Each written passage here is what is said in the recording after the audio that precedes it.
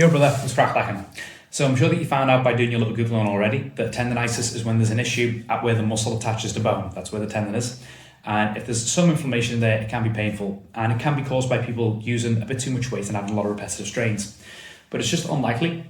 Usually, like when you first start out, you don't tend to use loads that are big enough to really cause big problems going on. I'm not saying it can't happen, it's just unlikely. Usually, though, those kind of injuries happen when people are using what we would call like your 5 rep maximum or heavier weights. So let's say like you're doing a dumbbell row and you can do it for 10 reps, but that's the most you can do it for.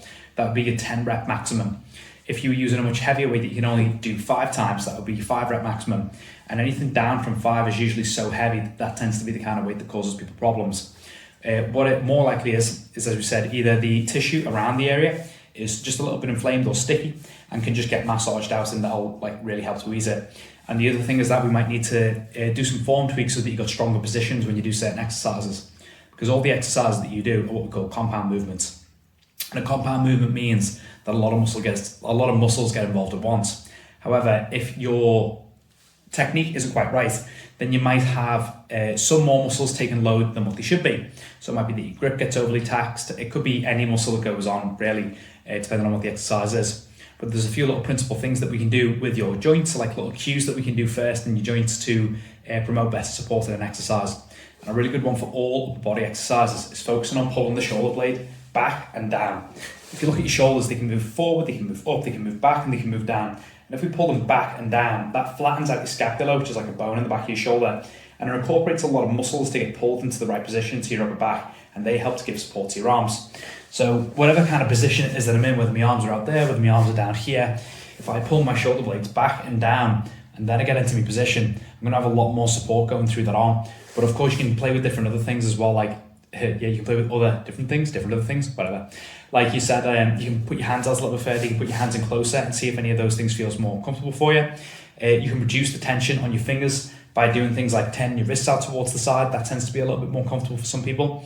And just doing those kind of things can really help out. So first, focus on pulling the shoulder blades back and down, and then play around your position and see if you can find something that eases that off. And that pull on your shoulder blades back and down cue, that applies to every upper body exercise. So if you're doing a dumbbell row and you pull your shoulder blade back and down, your back gets incorporated way more into doing the exercise and saves a lot of stress on the forearms.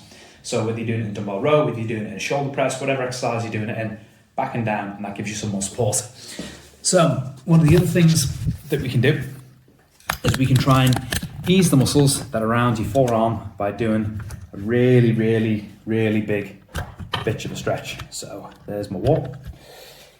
If you just get your hand, you put it against your wall, you put it palms facing up. So I'm facing my palm up towards the ceiling, I'm putting it flat against there, and I'm just going to press my fingers and palm flat against the wall. And that's going to stretch out all the tissue across the top of the forearm there. Go right up to the bicep, you might even feel some in the shoulder.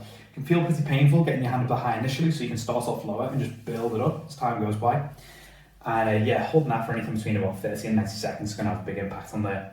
Another thing that you can do is if you get yourself any kind of tough object, you can just use your own hands to be honest, but you can just do massage work on your forearm. So if you have like a tough object or like a like a cricket ball or something like that, works really good. I've just got a metal plate here, and you can just roll it up and down across your forearm around where that pain is. So if you're getting it between your wrist and elbow, just all the tissue that's around it that feels like it's a little bit painful. Probably hurt while you're massaging it, but it'll get a lot of relief as the tissue around there gets loosened up. So yeah, that's some form ideas, that's a stretch that you can do, that's a little bit of massage work that you can do.